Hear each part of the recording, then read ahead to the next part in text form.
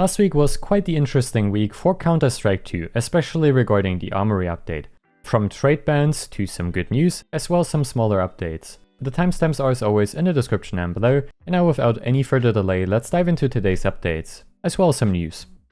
Let's start with the news today. In my previous video I mentioned how some streamers and content creators were using the unreleased TDM mode for deathmatch to farm more stars than normally possible. Valve not only fixed this particular exploit, but also decided to hand out trade bans for those that abused this bug. This reaction from Valve was something I personally did not expect, as I assumed they would just fix the bug and then move on to something else. But I suppose Valve had other plans. For those of you that farmed normally in casual lobbies, you don't have to worry about anything. Valve still hasn't found a solution to this issue, even though this could have been prevented by just making regular missions as they used to do for the operations. But like I said, Valve had other plans. Either way, let's talk a bit more about the Armory update, which is possibly not a limited time event, as it turns out. Or maybe you were already aware of this. Originally, it used to say that the Armory update will last until October 5th of 2025, which you can see on screen right now.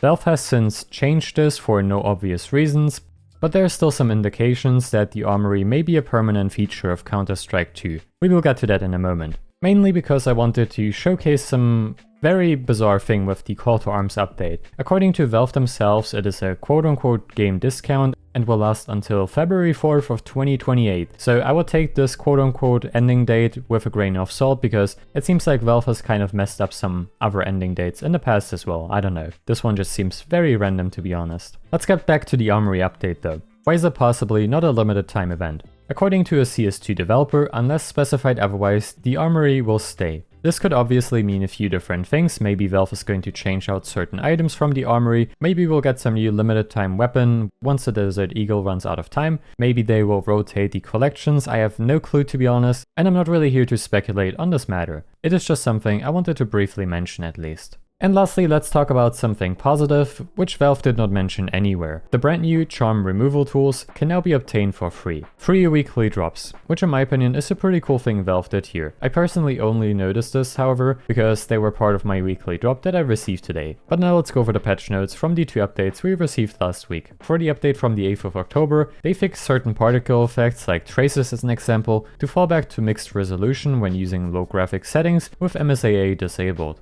as well as them improving the lighting artifacts in various interior places when compiling the maps. Hopefully this finally addresses some of those weird artifacts we've seen since the release of the game. Teammate colors will now be assigned as soon as pressing the accept button, which is done to ensure that player colors are correct during the pick and ban phase of Premiere as an example. And we also received some improvements in the charm's reactivity physics system to better align with weapon animations. But honestly, I cannot really tell much of a difference between the 2 videos. And with the update from the 9th of October, we received some performance optimizations as well as various stability improvements. However, even after these small bug fixes, my FPS are still significantly worse compared to before the Armory update, which we will go over in another video soon. And lastly, on Mirage, they fixed disappearing geometry in apartments, which unfortunately I was unable to find.